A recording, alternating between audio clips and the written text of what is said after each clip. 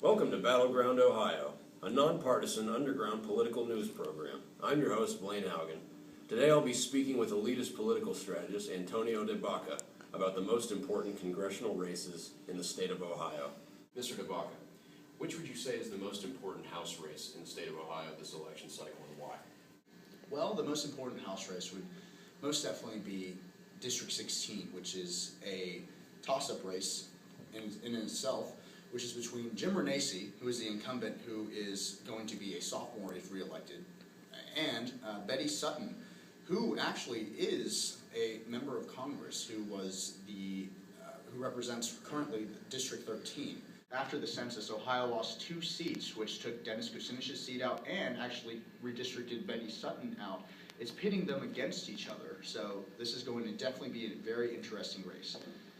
This is only the second other race in the entire country, the other one being in Iowa, where it's pitting 2 members of Congress to duke it out. The important thing to talk about is the race between Sherrod Brown, the Democrat and incumbent of the state of Ohio, and Josh Mandel, the current state treasurer, who is challenging Brown to take over his seat in the Senate. Now, this is a very important race because it has a huge outcome of what the whole country is going to do, because as they say in Ohio, so goes the nation. And what would you say are the particular issues of interest to residents of the 16th District and to Ohioans in general? There are a lot of particular issues of interest in Ohio, particularly the auto bailout, which President Obama signed into law a few years ago. Also, the outsourcing of jobs, particularly to China, is very interesting in looking at the analyzation of the race, particularly with unions and the right to work. Even Republicans in Ohio, particularly the 16th District, Renacci, are trying to make it as if they are friendly with unions, since there are so many union people in the district and Ohio completely. Also, the deficit is a very pressing issue, mostly due to the fact that it's going to affect not only their generation, but the generation after that.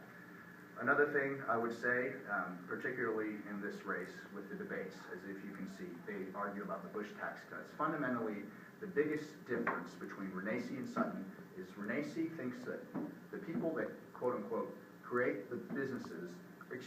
Have the businesses and create the jobs are the people that we need to make sure that they're able to have enough money to do that.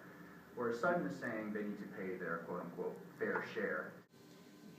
Who are some of the prominent political figures in the state of Ohio and in the 16th District? Speaker of the House, John Boehner, who is representing Ohio's 8th District, who I'm sure is a little safer than Renacci is right now.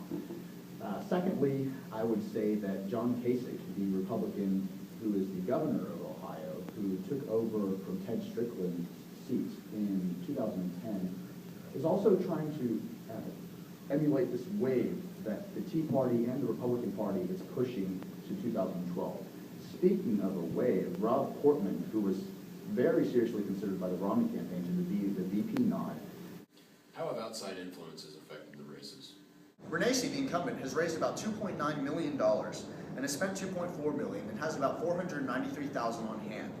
Sutton, on the other hand, has raised $2.2 million, has spent $1.6 million, and has $600,000 on hand. In terms of finance for the Senate, Sherrod Brown has raised $22 million, has spent $19.5 million, and has $3.1 million on hand.